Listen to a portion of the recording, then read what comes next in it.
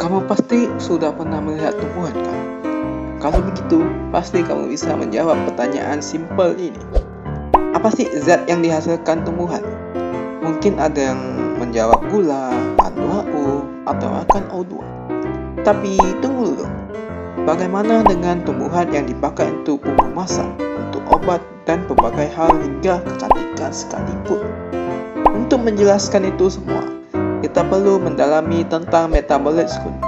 Namun, metabolismenya sangatlah banyak, sehingga yang akan kita bahas salah satunya ialah lignan.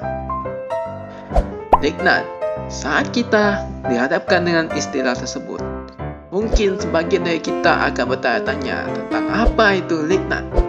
Tapi tanpa kita sadari, kita sudah pernah menemuinya.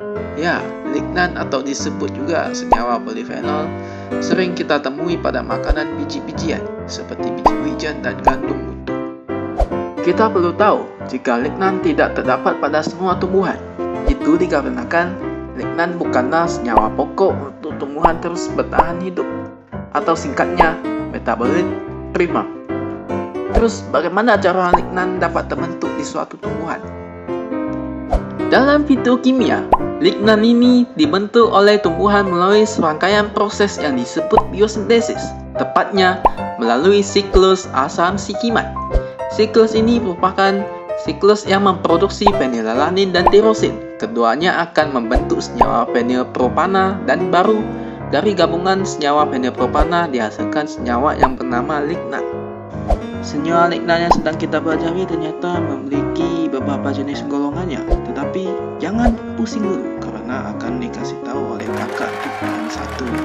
Selanjutnya ada penggolongan senyawa lignan.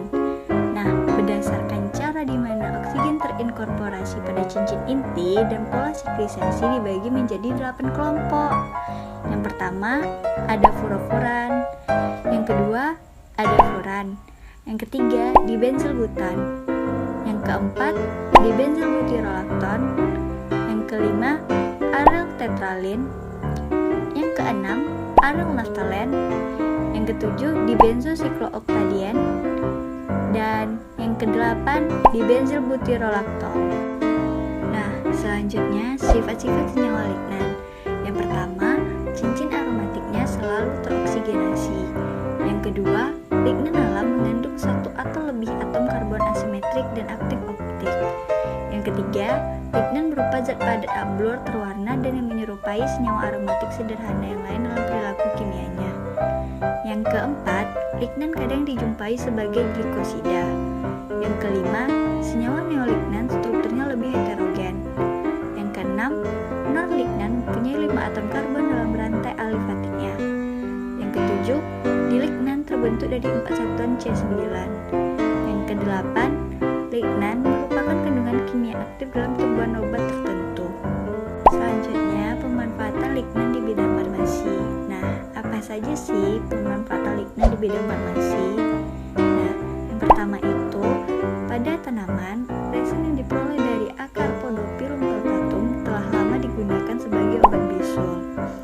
Nah, yang kedua, lignan ini dapat melindungi terhadap kanker tertentu, khususnya kanker yang disebabkan oleh sensitif hormon seperti kanker payudara, endometrium, dan prostat dengan mengganggu metabolisme hormon seks. Kemudian, yang keempat, dapat mengatasi osteoporosis. Yang kelima, dapat mengatasi fungsi otak. Yang keenam, dapat mengatasi penyakit kardiovaskular. Yang ketujuh, dapat mengatasi fungsi imun. Yang kedelapan, dapat mengatasi reproduksi.